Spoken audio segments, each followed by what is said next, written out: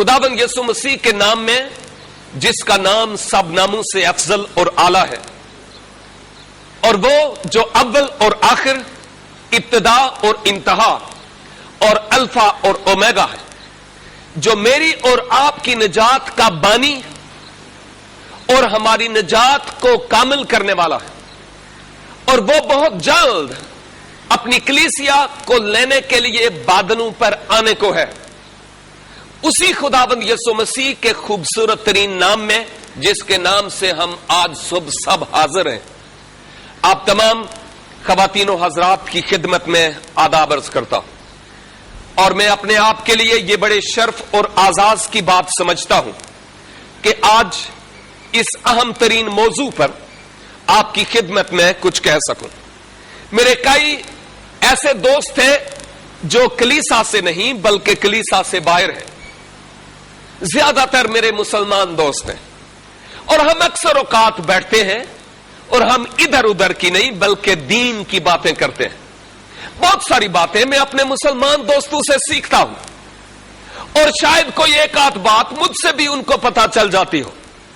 लेकिन एक बात आज जो आपकी खिदमत में मैं अर्ज करना चाह रहा हूं, वो एक ऐसा सवाल था जो मेरे एक दोस्त ने पूछा, जिसके सबब से शुरू में तो मैं भी हिल गया था।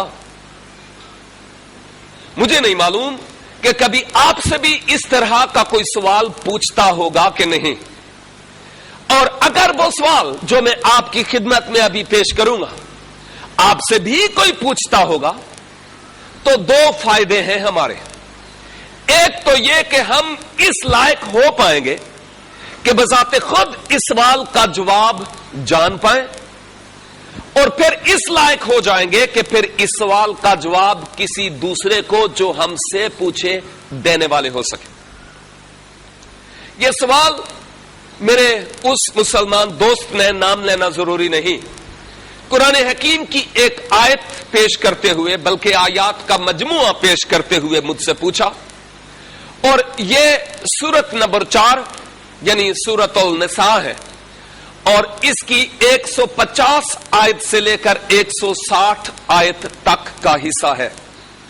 अगर आप बजाते खुद कुरान हकीम का मुतालिया करना चाहें तो 150 से 160 तक की आयात का मुतालिया कर लीजिएगा। और इन आयात से मेरे दोस्त ने एक सवाल पूछा।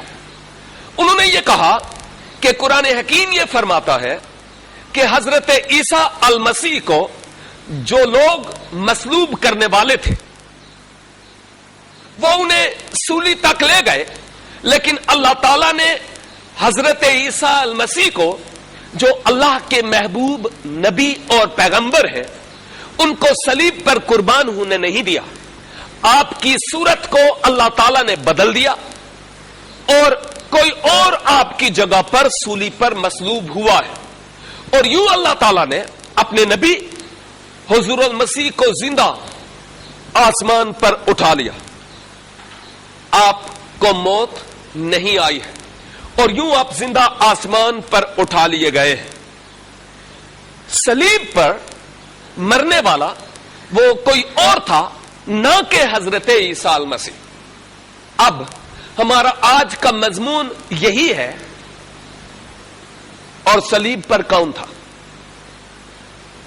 जैसे मैं अक्सर औकात कहता हूं, हमारा मकसद किसी भी के खिलाफ कोई महाज खड़ा करना नहीं है, ना ही हम कोई ऐसा टेलीविजन चैनल तैयार करना चाह रहे हैं जो अहले इस्लाम के बरखिलाफ हो। न ही हम उनके खिलाफ किसी भी तरह की कड़वाहट रखते हैं। हम शुक्रगुजार हैं कि वो हमसे सवाल पूछते हैं, क्योंकि कुरान हकीम में ये आया है उन्हीं के लिए, यानी मेरे मुसलमान दोस्तों के लिए, कि अगर तुम्हें अपने दीन की किसी बात में शक हो तो जाओ उनसे पूछो जो अहले किताब है। तो अगर वो हमारे पास आते हैं तो वो अच्छे मुसलमान का किरदार अदा करते हैं, क्योंकि वो हमसे आकर ये सवाल पूछते हैं, और फिर हमारा हक है कि हम उनको जवाब दे सकें। ये वाकई इसी तरह से बात है। और अब जो सवाल है वो यही है कि सलीब पर फिर कौन हुआ है? میں آپ کی خدمت میں انجیل مقدس کو بنیاد بناتے ہوئے بات کروں گا تاکہ اس موضوع کو ہم بہتر طریقہ سے سمجھ سکیں. انجیل مقدس سے یہ جو آیت آپ کی خدمت میں اسکرین پر لکھی ہوئی ہے، پہلا قرنتھیوں اس کا 15 باب اور اس کی 3 اور 4 آیت، ان 2 آیات کا ترجمہ یہ ہے کہ مسیح کتاب مقدس کے مطابق، یعنی بائبل کے مطابق، عہد عتیق کے مطابق ہمارے گناہوں کے لیے موا، دفن ہوا اور پھر تیسرے دن کتاب مقدس کے مطابق وہ جی اٹھا. یہ 2 آیات جن کو میں نے آپ کی خدمت میں بیان کیا ہے کہ مسیح کے ساتھ جو کچھ بھی ہوا ہے وہ کتاب مقدس کے مطابق ہوا، یعنی بائبل مقدس کے مطابق ہوا ہے، پرانے عہد نامے کے عین مطابق ہوا ہے، عہد جدید کے مطابق بھی، کیونکہ عہد جدید میں مسیحا کی اپنے بارے میں خود پیشن گویاں ہیں. تو اس کے مطابق جو کچھ مسیح کے ساتھ ہوا ہے وہ کوئی من گھڑت کہانی نہیں ہے، بلکہ نبیوں کی ہزاروں سال پر محیط پیشن گوئیوں پر مبنی ہے. جو کچھ بھی مسیح کے ساتھ ہوا ہے، اس کا مطلب یہ کہ خدا نے بنی نوع انسان کی نجات کا انتظام، اہل زمین کی نجات کا انتظام بنائے عالم سے پیشتر سے تیار کیا ہوا تھا. ہماری گزری ویڈیو میں آپ نے سنا اور دیکھا کہ انسان اپنے اعمال صالح یا اعمال حسنہ کے سبب سے جس مقام سے آدم میں ہو کر عدن میں وہ گر گیا تھا، اپنی کسی قربانی یا کسی نیکی کے سبب سے وہ اس لائق نہیں ہو سکتا تھا کہ پھر سے وہ اس مقام پر خود پہنچ سکے، جس سبب سے وہاں اس مقام پر لانے کے لیے، اس مقام سے مراد یہ ہے کہ خدا پاک ہے. اور اس کا یہ مطلب نہیں کہ 99.99% وہ پاک ہے، نو، مور دین 100%، فلی. حبقوق نبی کا صحیفہ 1 باب اور اس کی 13 آیت میں یہ لکھا ہوا ہے، خدا کی آنکھیں ایسی پاک ہیں کہ وہ بدی کو دیکھ نہیں سکتا اور کج رفتاری پر نگاہ نہیں کرتا. وہ پاک ہے اور مقدس خدا ہے اور وہ بدی کو دیکھ نہیں سکتا، جس سبب سے اس پاک خدا تک گناہگار انسان نہ ہی اپنی قربانیوں کے سبب سے، نہ ہی نیکیوں کے سبب سے، نہ ہی پورب جانے کے سبب سے، نہ ہی پچھم جانے کے سبب سے، یعنی کسی کام کے وسیلہ سے کہ وہ خود اپنی نجات کے لیے کچھ کر سکے، کچھ نہیں کر سکتا تھا. اور خدا نے انسان کے لیے انتظام کیا. یہاں پر میں آپ کی خدمت میں ایک مثال پیش کروں گا، اور وہ یہ، میری بیٹی یہاں بیٹھی ہوئی ہے. جب وہ بالکل چھوٹی سی تھی، جیسے میری بہن نے وہ چھوٹا سا کاکا اٹھایا ہوا ہے، کچھ عرصے کے بعد یہ چھوٹی سی کاکی یا کاکا، بیبی، جب یہ بیبی بڑا ہوگا اور ایک ایسا دن آئے گا کہ جس دن وہ اپنے پاؤں پر کیا ہوگا، کھڑا ہوگا، اور پھر کچھ دنوں کے بعد ایسا ہوگا کہ وہ کیا ہوگا، تھوڑا چلے گا. جی ہاں، تھوڑا چلے گا. اور یہ جو ہماری کڑی تھی نا، اس نے بھی اسی طرح سے کیا.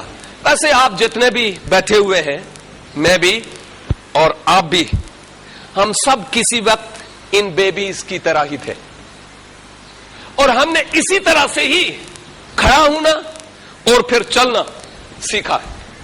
اور جب وہ چھوٹی سی تھی تو کیا ہوا، جس دن اس نے یہ فرسٹ سٹیپ لیا، ہم دونوں بڈھی بڈھا بہت خوش تھے کہ وہ ابھی چل رہی ہے. اور چند دنوں کے بعد وہ تھوڑا سا اور بہتر طریقہ سے چلنا شروع ہو گئی. لیکن ایک دن آپ کی طرح کوئی عزیز ہمارے گھر میں آئے تو انہوں نے یہ کہا کہ اوے یہ تو اب چلتی بھی ہے. میرے دل میں یہ خیال تھا کاش کہ یہ مجھے کہیں کہ ذرا چلا کر تو دکھاؤ, لیکن انہوں نے نہیں کہا تھا. اور پھر میں خود ان کو کہنے لگا میں آپ کو چلا کر دکھاؤں. انہوں نے کہا ہاں ہاں ضرور, کیوں نہیں. اور پھر میں نے اپنی بیٹی کو وہاں کھڑا کیا, اتنی دور جتنا میں سمجھتا تھا کہ وہاں سے چل کر مجھ تک آ سکتی ہے, وہاں کھڑا کیا.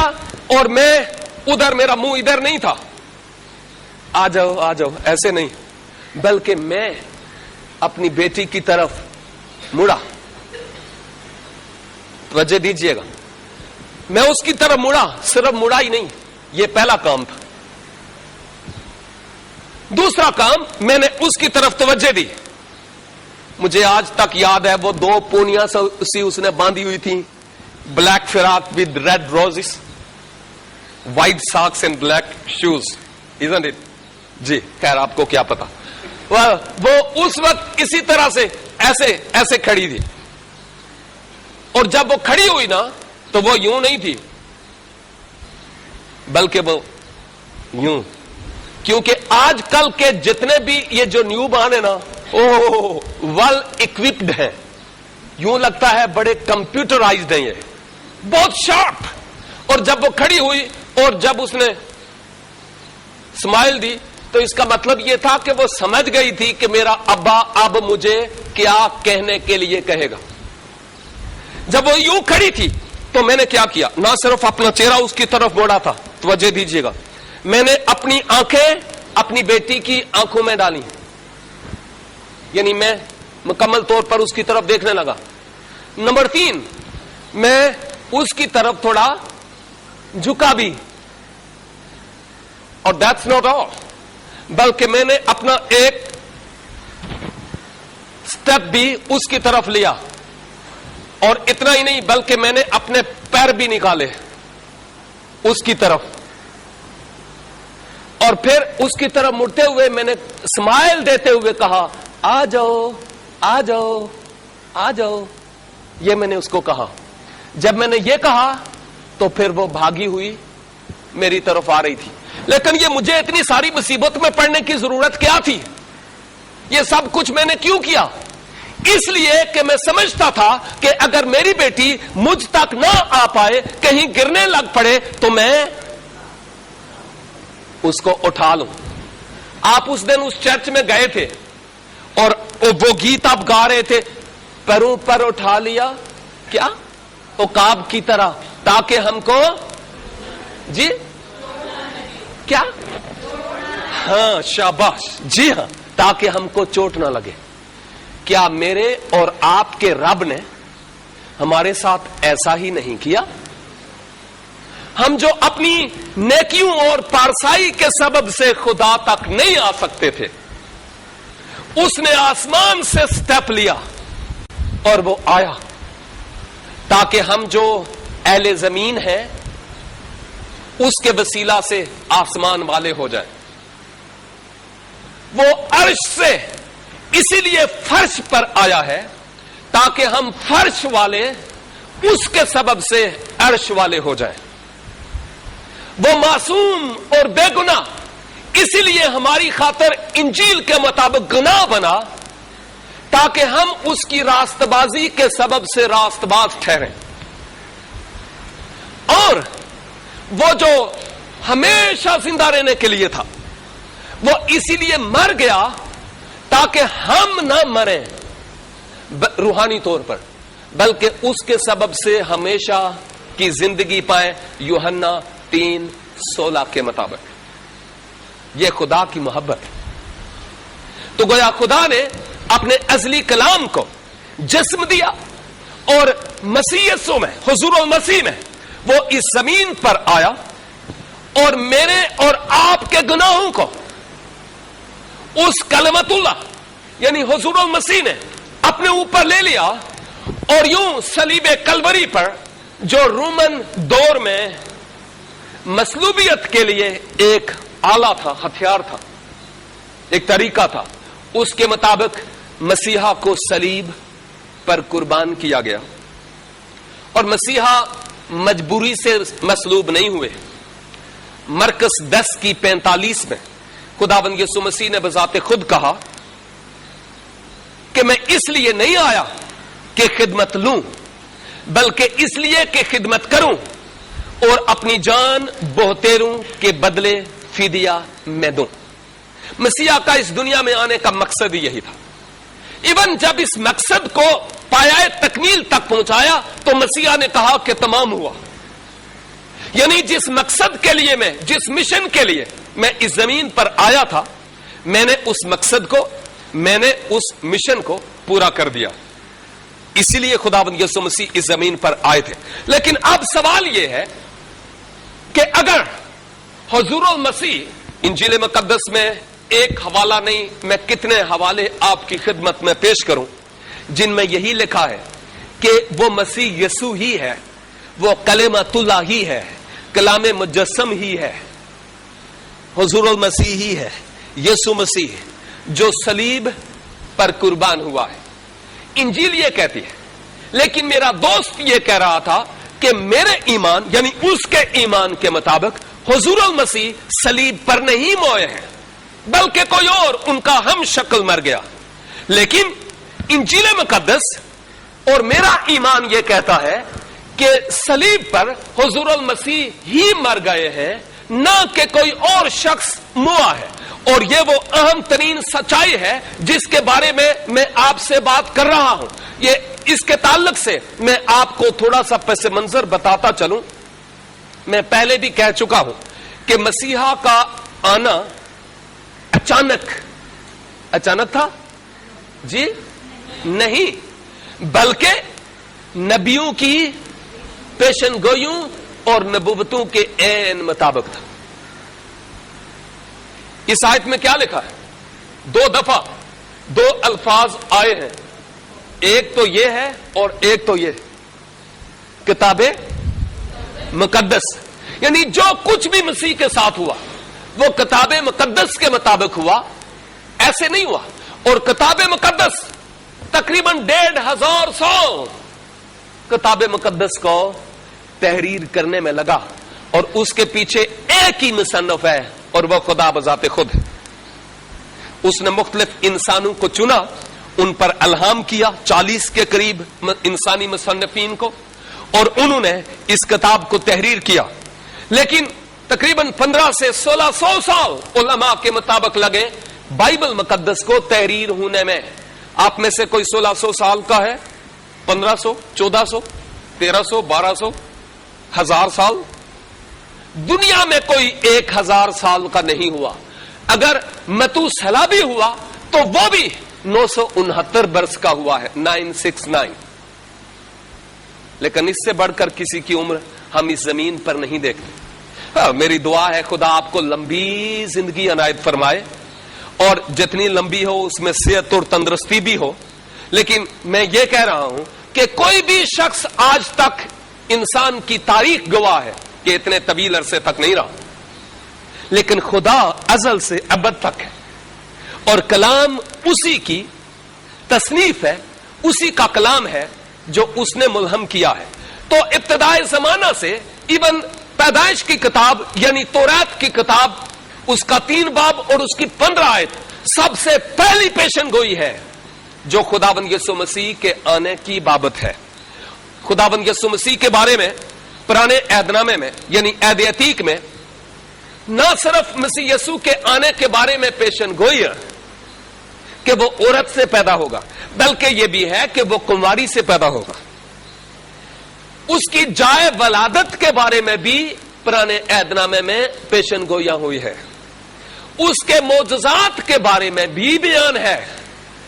یسایہ 61 کی پہلی 2 آپ بعد میں دیکھیں تو آپ کو پتا چلے گا کہ مسیح اپنے آنے کے مشن کو پہلے ہی سے بیان کرتا ہے کہ خدا کا روح مجھ پر ہے، اس نے مجھے بھیجا ہے کہ یہ کرو۔ واضح طور پر نبوتی کلام میں آلریڈی موجود ہے۔ یسایہ 53 باب میں مسیح کے دکھوں کا بیان ہے۔ کئی مسیحائی مزامیر ہیں جن مزامیر میں مسیح کی پوشاک پر کوڑا ڈالے جانے اس کی ہڈیوں کے نہ توڑا جانے، اس کے 30 سکوں کے عوض بیچا جانے، اپنے ہی ایک رفیق کے ذریعہ سے اس کے بیچا جانے، اور اس کی جسم کو قبر میں نہ سڑنے دیے جانے کے تعلق سے ان گنت پیشن گویاں۔ جو کچھ بھی مسیح کے ساتھ ہوا وہ کتاب مقدس کے مطابق ہوا، اور ہزاروں سال سے، غور سے سنیے گا، ہزاروں سال سے خدا مجھ سے اور آپ سے، میں بائبل کے خدا کی بات کر رہا ہوں، توجہ دیجئے گا، ہزاروں سال سے وہ خدا جو مجھ سے اور آپ سے یہ وعدے کرتا چلا آیا کہ کوئی آئے گا جو تمہارے گناہوں کا عوضی اور کفارہ ہوگا، ہزاروں سال سے، اور این ٹائم پر آ کر وہ اپنا ٹریک بدل دے، کیا یہی بائبل کا خدا ہے؟ کیا خدا کی شان ایسی ہے کہ پہلے ہمیں لارے لگاتا رہے اور این ٹائم پر آ کر وہ مکر جائے؟ ہم ایسے خدا کو مانتے ہیں؟ کچھ کو شک ہے جی؟ نہیں، ہمارا خدا صادق قول ہے، وہ بشر نہیں کہ جھوٹ بولے۔ جی ہاں، وہ بشر نہیں کہ جھوٹ بولے، وہ کل آج بلکہ ابد تک یکساں ہے، اور وہ صادق القول خدا ہے۔ اور اگر خدا شروع سے ہمیں کچھ کہتا رہا ایک مسیحا کے آنے کے بارے میں جس نے ہمارا دکھ اپنے اوپر لے لینا تھا، اور این ٹائم پر آ کر وہ کہتا ہے مجھ سے نہیں ہو سکتا، یہ کام میں نہیں کرتا، تو نعوذ باللہ یہ خدا کی شان کے برخلاف ہے۔ لیکن یہ کہنا ہوگا کہ یہ خدا نہیں ہے، اور اگر ہے بھی تو کوئی جھوٹا معبود ہے جو فریب دینے والا ہے اور جھوٹا ہے، کیونکہ این ٹائم پر آ کر وہ بدل گیا۔ ایسا نہیں ہے۔ اگر صاف بات ہے کہ میں آپ سے کوئی وعدہ کروں کہ جناب ہم 4 مئی کو یہاں پر ایک بریانی کی دیگ ہوگی اور دوپہر کو کھانا کھائیں گے اکٹھے مل کر، ویسے کوئی نہیں ہے لیکن میں مثال دے رہا ہوں، اگر میں اس طرح کو کوئی لارا لگا دیتا، آپ بھوکے بھی نہیں ہیں ویسے، لیکن اگر میں لارے لگاتا 3-4 ہفتوں سے، اور ہماری میٹنگ ختم ہوتی ہے اور ہم باہر جاتے ہیں اور ہم دیکھتے ہیں کچھ نہیں ہے، پتہ نہیں ہے کوئی دیگ وغیرہ تو یہاں ہے نہیں ہے، یہ کون سی بریانی کی بات کرتا تھا، آپ پھر آخر کار منہ لٹکا کر گیٹ کی طرف جائیں گے، شاید 1-2 سے پوچھیں گے، میرے تک شاید نہ آئے، کئی وجوہ ہو سکتی ہیں، لیکن کچھ اور سے پوچھے ہو بریانی وغیرہ کوئی نہیں ہے، اور 2-3 ہفتے سے بات کر رہا تھا بریانی ہے، وہ کدھر گئی؟ ہاں۔ اور آپ گنگناتے ہوئے، میں سچ کہہ رہا ہوں، بڑبڑ کرتے ہوئے گیٹ سے جائیں گے اور گاڑی میں بیٹھ جائیں گے، چلو اسٹوڈنٹس کیفے چلتے ہیں، چھوڑو، یہ ایسے ہی لارے لگاتا رہا ہے۔ آپ مجھے صحیح قسم کا بندہ کہیں گے نا پھر؟ ہاں، صحیح قسم کا کہیں گے؟ سچی دسیا جی؟ نو، آپ کہیں گے، دل میں کہیں گے، میرے منہ پر نہیں کہیں گے، کسی اور کو بھی نہیں کہیں گے، کیونکہ آپ جانتے ہیں کہ دیواروں کے بھی کان ہوتے ہیں، لیکن اپنے دل میں یہ ضرور سوچیں گے کہ یہ اپنے آپ کو بڑا کچھ سمجھتا ہے، دیکھا ہے دھوکہ دیا اس نے، کوئی بریانی نہیں تھی، ایسے ہی لارے لگا رہا۔ یہ میرے بارے میں، میں انسان ہوں، میں بھی آپ مجھ سے کچھ اس طرح کی توقع کریں بھی، لیکن رہی بات خدا کے بارے میں، ہم اس کی ذات کے بارے میں کبھی بھی ایسا نہیں کر سکتے اور کہہ سکتے کہ نعوذ باللہ وہ فریبی ہے یا وہ دھوکہ باز خدا ہے، یہ اس کی شان کے برخلاف ہے، ہم اس کے بارے میں ایسا نہیں کہہ سکتے، یہ بالکل غلط ہے۔ نمبر 1 یہ ہے کہ اگر خدا ایسا کرتا کہ شروع سے وہ کہتا چلا آیا اور این ٹائم پر آ کر وہ ٹریکٹ بدل دیتا ہے، تو یہ خدا نہیں ہے، یہ کوئی اور روح ہو سکتی ہے، لیکن ابراہم، اسحاق اور یعقوب کا اور میرا اور آپ کا خدا نہیں ہے۔ نمبر 2، عہد عتیق یعنی اولڈ ٹیسٹمنٹ، پرانے عہد نامہ میں مسیح کے آنے کے بارے میں بے شمار پیشن گویاں ہے. اور اگر یہ کلام کس کا ہے جی؟ خدا کا. اور بے شمار پیشن گویاں ہیں جو خدا نے نبیوں کی معرفت کی، اور اینڈ ٹائم پر آ کر خدا بدل جاتا ہے تو یہ پیشن گویاں بھی کیا؟ ہاں، یعنی جھوٹی ٹھہری. خدا کا کلام بھی جھوٹا ٹھہرا کیونکہ یہ پیشن گوئیوں کے مطابق ہوا بھی نہیں. یہ خدا کا کلام بھی پھر جھوٹا ٹھہرے گا.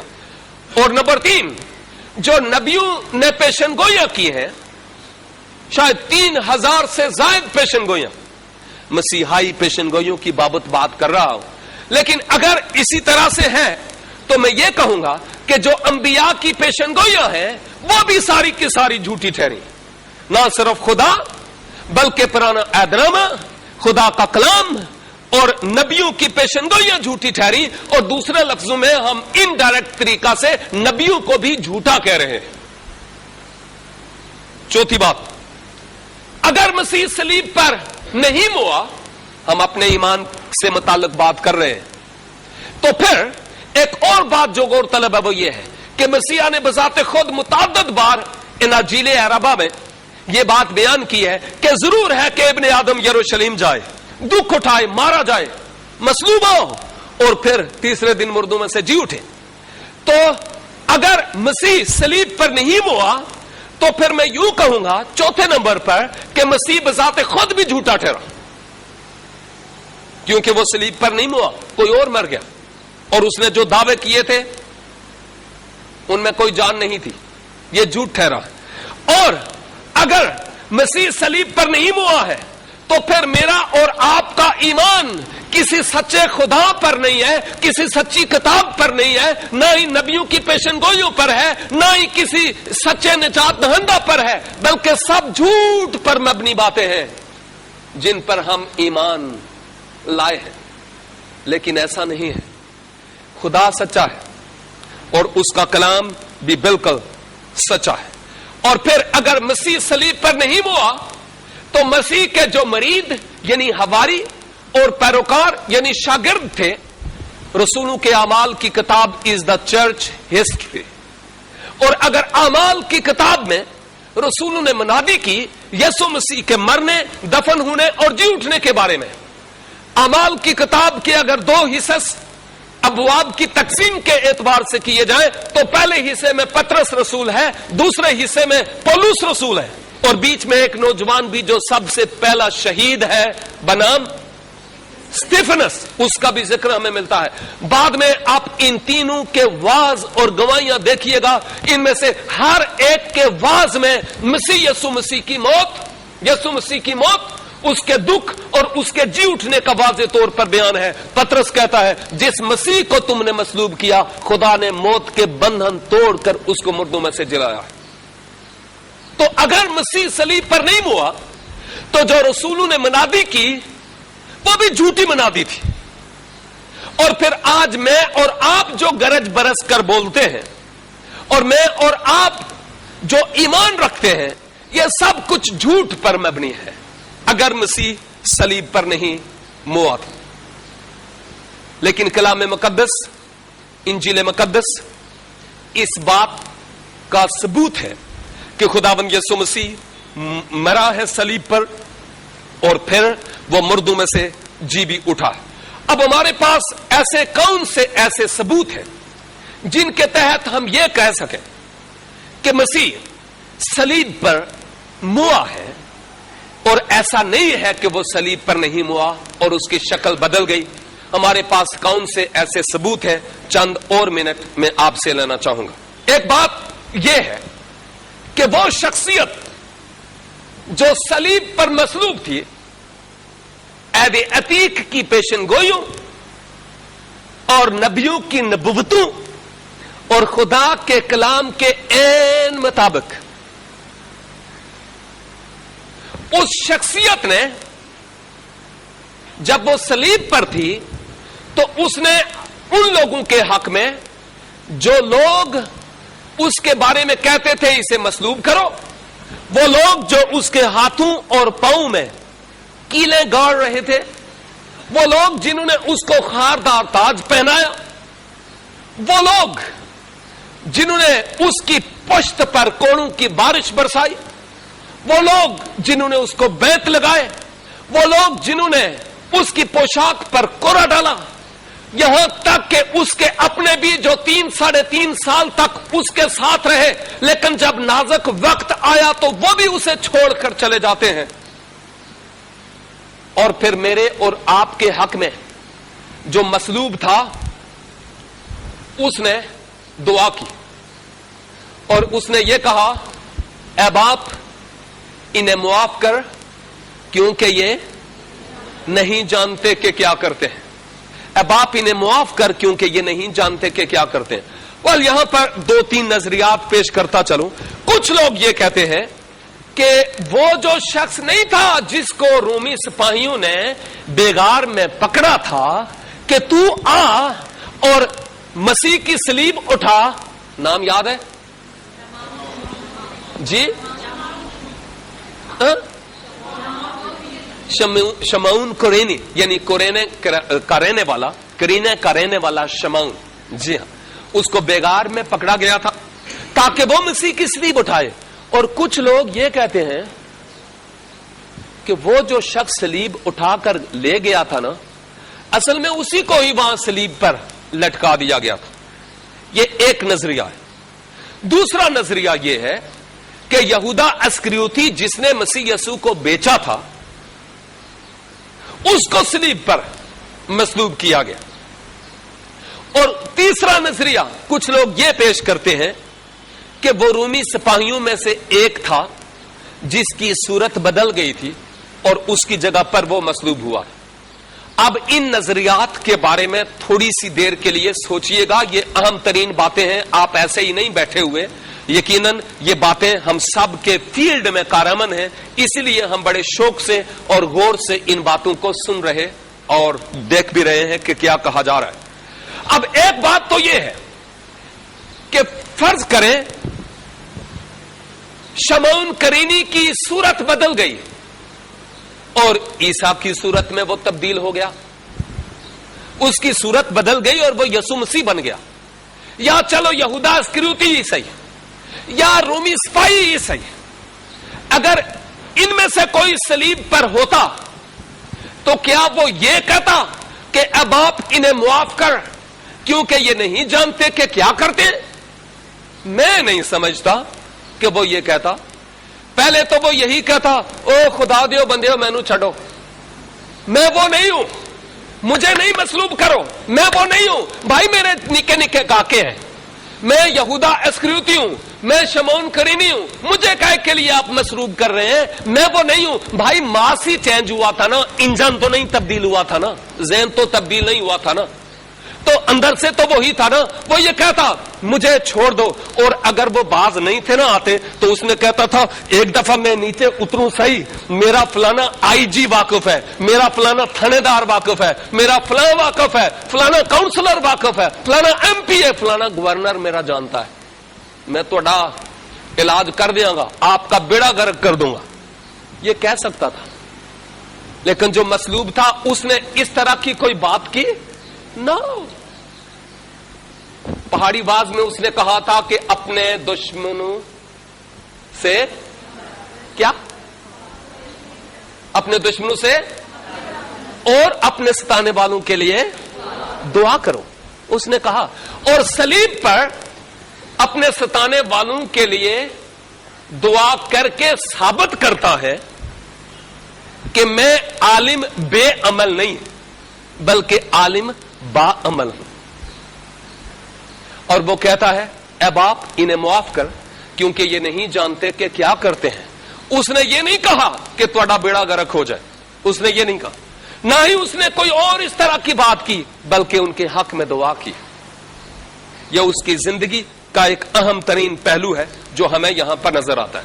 تیسری بات، یہی شخصیت جو صلیب پر مصلوب ہے، اس کے دائیں اور بائیں دو اور بدکار اشخاص بھی مصلوب تھے. ان میں سے ایک مسیحا پر ایمان لایا. نمبر 1 کہ یہ بے گناہ ہے. نمبر 2 یہ کہ ہماری سزا واجبی ہے. نمبر 3 یہ کہ یہ بادشاہ ہے. نمبر 4 یہ کہ یہ پھر سے آئے گا. اور نمبر 5 وہ خود اس مصلوب پر ایمان لایا اور اس کے حق میں یہ کہا کہ خداوند جب تو اپنی بادشاہی میں آئے تو مجھے یاد رکھنا. یہ ایسے ہی ہے جیسے ہمارا کوئی دبئی چلا جائے تو ہم کہیں کہ بھائی جی خدا حافظ، لیکن جب آپ دبئی سے واپس آئے تو مجھے نہ بھولیے گا. ہمیں پتا ہے اس کے پیچھے ہمارا موقف کیا ہوتا ہے. جی ہاں، لیکن اس نے کہا کہ جب آپ اپنی بادشاہی میں آئے تو مجھے یاد رکھنا، مجھے بھولنا نہیں. اور مسیحا نے کیا جواب دیا تھا؟ جو مصلوب تھا اس نے کیا جواب دیا تھا؟ شاباش. دوسرے لفظوں میں کہ ارے تو یہ کہہ رہا ہے مستقبل کے بارے میں، کل کے بارے میں، سالوں بعد کے بارے میں کہ جب میں اپنی بادشاہی میں آؤں تو دور کی بات، کل کی بات کیوں کرتا ہے؟ تو آج ہی میرے ساتھ فردوس میں ہوگا. اور یسوع خود فردوس ہے. مصلوب نے یہ کہا کہ تو آج ہی میرے ساتھ فردوس میں ہوگا. اس نے واضح طور پر کہا. گویا خدا کے جتنے بھی وعدے تھے اور جتنی بھی پیشن گوئیاں ہیں، ان تمام وعدوں کی اور پیشن گوئیوں کی ہم تکمیل یہاں پر دیکھتے ہیں. اور ہمیں یہ بھی پتا چلتا ہے کہ آج ہم اہل کلیسا، اہل مسیحیت کا ایمان بے فائدہ نہیں ہے، کیونکہ ہمارا منجی وہ ہے He has risen from the dead. وہ ہے جو مردوں میں سے جی اٹھا ہے. اب وہ مزید مرا ہوا نہیں ہے، وہ مر گیا کیونکہ اس لیے آیا تھا، اور وہ مرنے کے بعد مرا ہی نہیں رہا. جیسے کل جہان کے لوگ، نبی پیغمبر آئے مر گئے تو مرے ہی رہے. لیکن پریز دی لارڈ، ہاللویا، کہ وہ جس کو میں اور آپ مانتے ہیں وہ ہے جو صرف مرا ہی نہیں ہے بلکہ مر کر نبیوں کی پیشن گوئیوں کے عین مطابق اور جو کچھ اس نے خود کہا اس کے مطابق وہ مردوں میں سے جی بھی اٹھا ہے. اور اس کے مردوں میں سے جی اٹھنے کا کوئی ایک آدمی گواہ نہیں ہے. اسی پہلا کرنتھیوں 15 باب کی 5ویں آیت سے اگر آگے بڑھے تو پتا چلتا ہے کہ ایک موقع پر تو 500 کے قریب بھائیوں پر وہ ظاہر ہوا جی اٹھنے کے بعد. اور اس وقت بھی کئی ایسے لوگ تھے جو شک کرتے تھے، لیکن مسیحا نے اپنے ہاتھ اور پاؤں دکھا کر کہا کہ شک ہے تو دیکھ لو، میں وہی. اور انہوں نے باقاعدہ اس کو دیکھا اور اس بات کا اعلان کیا، اے خداوند میرے خدا، توما جیسے رسولوں کی یہ بات کرتا ہوں. لیکن اس کے ساتھ ساتھ اگر مسیح یسوع مردوں میں سے جی نہ اٹھتا تو ہماری منادی، ہماری پریچنگ، ہماری تبلیغ بے سود اور بے فائدہ ٹھہرتی، اور ہم میں کوئی جرأت اور دلیری نہ ہوتی کہ ہم اس انجیل کی منادی کرتے، کیونکہ ہماری بنیاد پھر چٹان پر نہیں بلکہ بھوسے پر اور ریت پر ہوتی. اور چونکہ ہمارا ایمان چٹان پر ہے، جس سبب سے ہم ڈنکے کی چوٹ پر دلیری کے ساتھ اس بات کا اعلان کرتے ہیں کہ ہمارا مسیحا، ہمارا نجات دہندہ آیا اور ہمارے گناہوں کا دام اپنے لہو سے چکانے کے بعد وہ مردوں میں سے جی بھی اٹھا ہے، وہ قربان ہوا ہے تاکہ اس کے وسیلہ سے ہم جیتے رہیں. یہ کتاب مقدس کی باتیں تھیں. لیکن ایک اور بات میں کہتا چلوں کچھ ہسٹوریکل پروفز کے تحت. وہ کون لوگ تھے؟ ویسے قرآن حکیم میں جب میں دیکھتا ہوں تو ایک جگہ پر یہ بھی لکھا ہوا ہے کہ اسے نہ صلیب دی گئی نہ ہی وہ مارا گیا. یہ واضح طور پر ایک بات نظر آتی ہے. ایک اور مقام پر ایک اور نظریہ بھی مجھے نظر آتا ہے، اور وہ نظریہ تھوڑا سا اس سے مختلف ہے، لیکن اس کے بارے میں بھی میں بات کرنا چاہ رہا ہوں. لیکن قرآن حکیم میں سورہ مریم 19 نمبر سورت ہے اور اس کی 33 یعنی 33 نمبر آیت میں حضور المسیح یہ بیان کرتے ہیں کہ جس دن میں پیدا ہوا اس دن پر سلامتی، جس دن میں مروں گا اس دن پر سلامتی، اور پھر جب میں جی اٹھوں گا اس دن پر میری سلامتی۔ تو اس کا مطلب یہ ہوا کہ جب مسیحا نے اپنے دہن مبارک سے یہ فرمایا ہے تو کلام مقدس کے عین مطابق واقعی وہ آئے، نہ صرف مرے بلکہ وہ مردوں میں سے جی بھی اٹھے، اور یہ دن ان کے لیے واقعی ایسے ہی ہے جس طرح بذات خود انہوں نے فرمایا ہے کہ میں ضرور ہے کہ وہ دن سلامت ہو جس دن، اس دن پر سلامتی ہو جس دن میں پیدا ہوا۔ تو ایک لحاظ سے یہ بات صحیح بھی ہے، آپ حیران تو نہیں ہوں گے، اور ہونا چاہیے۔ اور اس کی ایک وجہ یہ ہے کہ یہودیوں کے بارے میں کہا جا رہا ہے کہ یہودیوں نے اسے مصلوب نہیں کیا۔ یہودی کہتے ہیں کہ ہم نے اسے مصلوب کیا، یہودی اقرار کرتے ہیں، جبکہ انہوں نے اس کو مصلوب نہیں کیا۔ اور ویسے یہ بات سچ بھی ہے، یہودی کون ہوتے تھے اسے مصلوب کرنے والے؟ کیونکہ یہودیوں نے تو پلان بنایا، منصوبہ بنایا، لیکن یہودیوں کے پاس کوئی اتھارٹی، کوئی اختیار نہیں تھا کہ مسیح کو وہ مصلوب کرتے، کیونکہ مصلوب کرنے والے رومی تھے، اور یہ رومی حکومت اس وقت تھی، یہودی رومی حکومت کے تحت تھے، اور رومی حکومت کو ہی یہ اختیار تھا کہ یسوع کو مصلوب کرتے، یہ کسی اور کے پاس، یہودیوں کے پاس اختیار نہیں تھا، جس سبب سے یہودیوں نے اس کو مصلوب نہیں کیا، اسے رومیوں نے مصلوب کیا۔ رہی بات وہ صلیب پر نہیں مرا، میں نے کہا یہ بات بھی کسی حد تک ٹھیک ہے، وہ اس اعتبار سے کہ یسوع مسیح کی دو شخصیات ہیں، ایک الہی ذات اور ایک انسانی ذات۔ الہی ذات کو موت نہیں ہے، اور جو صلیب پر مر گئی شخصیت وہ انسانی ذات ہے، الہی ذات نہیں ہے۔ تو الہی ذات ہونے کے اعتبار سے وہ صلیب پر نہیں مرا ہے، اسے موت نہیں ہے، بلکہ بشری جامع میں انسانی ذات میں ہوتے ہوئے وہ صلیب پر مر گیا ہے۔ لیکن جو یہودی لوگ مسیح کے برخلاف ہوئے تھے، کیا انہوں نے اتنی بڑی شخصیت کے بارے میں جب فیصلہ کیا تو زبانی بیٹھ کر جمع خرچ کر لیا ہوگا، ایک آدھ کمرے میں بیٹھ کر کے اس بندے کو اڑا دیں؟ ایسا رومی حکومت کے پاس جب وہ گئے ہوں گے تو وہ ایسے ہی منہ اٹھا کر گئے ہوں گے؟ نو، میں سمجھتا ہوں اس وقت کے اعتبار سے ان کے پاس باقاعدہ ڈاکومنٹیشنز ہوئی ہوں گی، لکھا ہوگا کہ فلاں شخص اپنے آپ کو خدا کا بیٹا کہتا ہے، اور یہ یسوع مسیح ہے، اور یہ ناصرت کا رہنے والا ہے، اس کے بہنیں اور بھائی ہمارے ہاں ہیں، اور یہ وہ شخص ہے جو سبت کے دن کی تکفیر کرتا ہے، توہین کرتا ہے، سبت کے دن بھی شفا دیتا ہے، اور سبت کے دن کی تعظیم نہیں کرتا، یہ ایسا شخص ہے، لہذا اس شخص کو مصلوب کیا جائے ریٹن فارم میں۔ آج اگر یہودیوں کی اس قدیم تاریخ کو نکالا جائے تو یہ بات آپ کو ضرور ملے گی کہ یہودیوں نے ایک شخص بنام سو ان سو کے بارے میں فتویٰ جاری کیا تھا،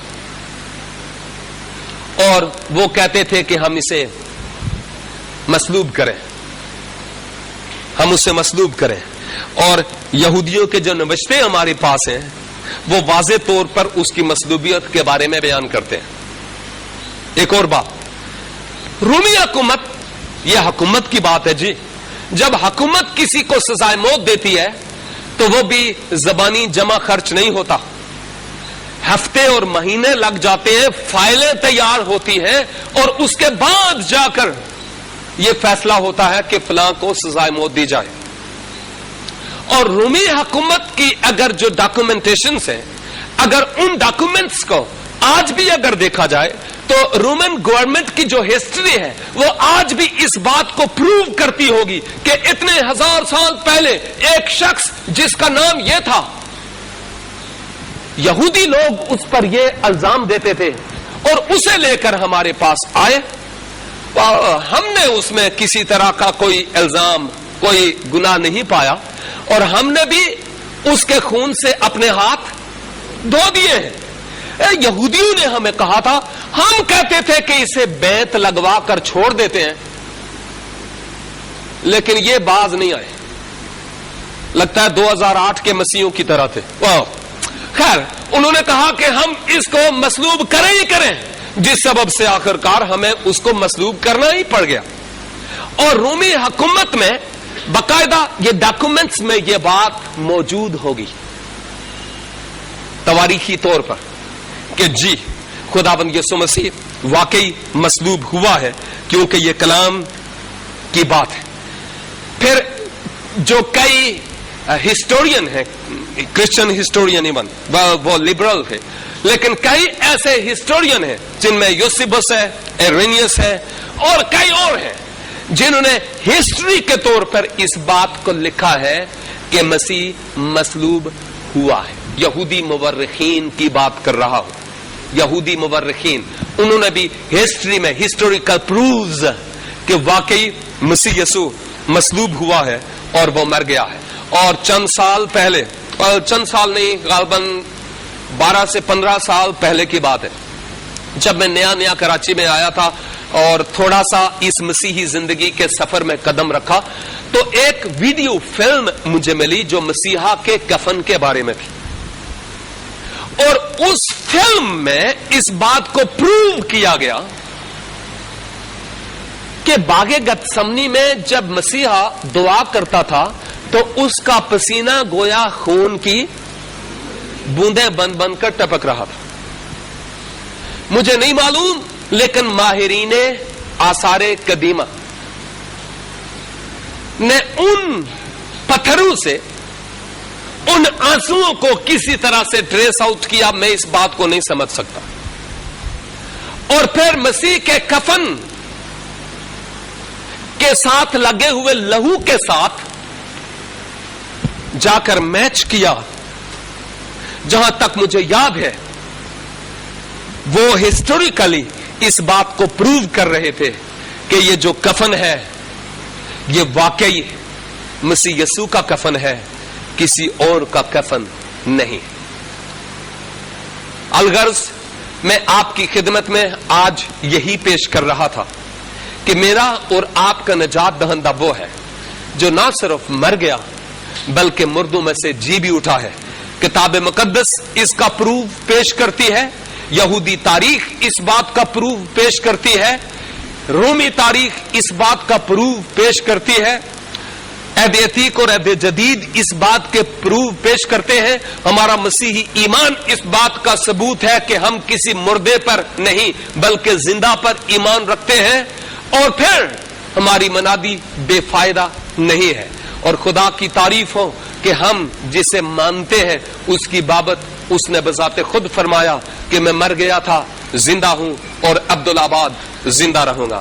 اگر آپ کو مستقبل میں اس تعلق سے مزید معلومات کی ضرورت ہو یا اگر یہ بات اتنی کلیئر نہ ہو تو آپ سکرین پر لکھے ہوئے ہمارے ای میل ایڈریس پر ہم سے رابطہ کر سکتے ہیں تاکہ آپ سے باقاعدہ ہم کارسپینڈنس کر سکیں, خط و کتابت کر سکیں اور آپ کی مناسب اور درست طریقہ سے مدد کر سکیں.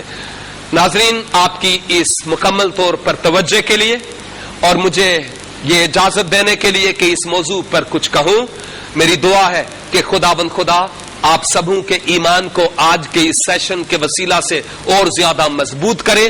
آپ سرگرم مسیحی بن جائیں. مسیح یسوع کے اعمال 1:8 کے مطابق زندہ گواہ ہوں, پہاڑی واز متی 5 کے مطابق زمین کا نمک ہوں اور متی 5 کے مطابق ہی آپ دنیا کا نور ہوں اور اس شہر کی مانی ہوں جو پہاڑ پر بسا ہوا ہے. اور دوسرے تیموتھیوس کے مطابق وہ ہوں جنہیں دہشت کی نہیں اور ڈر کی روح نہیں بلکہ قدرت اور حکمت کی روح ملی ہے. پروردگار آپ سبوں کو برکت عنایت فرمائے اور اپنی بزرگی اور جلال کے لیے استعمال کریں. Thank you very much. آئیے ہم اپنے سر خداوند کے حضور جھکاتے اور دعا کرتے ہیں. خدا قادر, ہم نہایت ممنون ہیں کہ ہم تجھ سچے اور زندہ خدا واحد پر ایمان رکھتے ہیں اور ہم جانتے ہیں کہ تو کل, آج بلکہ اب تک یکساں ہے.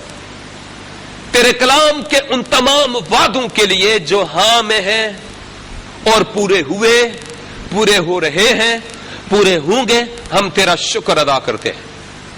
تیری تعریف کرتے ہیں تیری محبت کے لیے کہ تو نے اپنے کلمے کو جسم دے کر اس دنیا میں بھیجا تاکہ ہمارے گناہوں کی خاطر وہ مصلوب ہو جائے، اور نہ صرف مصلوب ہو بلکہ مر کر مردوں میں سے جی اٹھے۔ ہم تیرا شکر اور تیری تعریف کرتے ہیں کہ تو نے موت کے بندھن توڑ کر مسیحا کو مردوں میں سے جلایا۔ ہم تیرا شکر اور تیری تعریف کرتے ہیں، پس فضل بخش دے کہ کلام کی یہ خوبصورت باتیں ہم دور دور تک لوگوں تک پہنچانے والے ہوں، اور ہمارے اس ملک کے طول و عرض میں اس خوشخبری کا جھنڈا لہراتا ہوا نظر آئے۔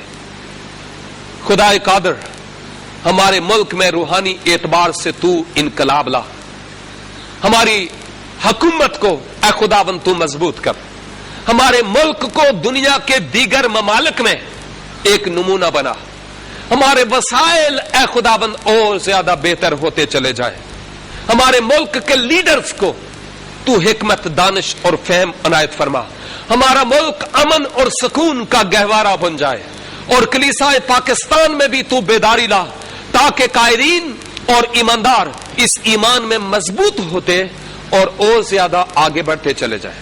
ہم تیرا شکر اور تیری تعریف کرتے ہیں، ہماری دعا کو سن اور قبول کر، مسیح اپنے خداوند کے بزرگ اور مقدس ترین نام کا واسطہ دے کر یہ دعا مانگتے ہیں، آمین۔